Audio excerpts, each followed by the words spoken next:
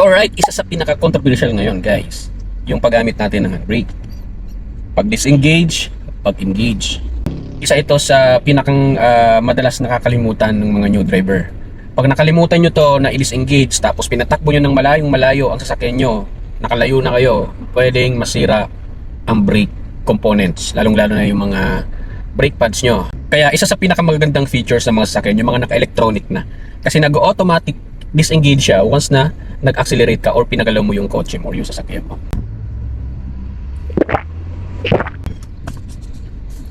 Now, ano ba yung mga sign na naka-engage yung handbrake habang nagmamaneho kayo?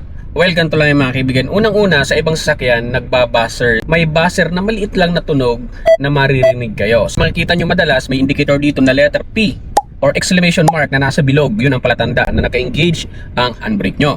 And then, isa pa sa mga pwede nyong maramdaman kapag nananakbo kayo, parang pigil siya. Parang hirap tumakbo yung sasakyan nyo kahit mag-accelerate na kayo ng todo. Parang may something na hirap na pumipigil sa sasakyan nyo. So yun yung mga tatandaan nyo para in case man na malimutan nyo ang disengage ang handbrake, ay ma-disengage nyo kaagad. Ang maaaring yung gawin dyan, ibaba nyo lang siya kahit hindi na kayo tumigil.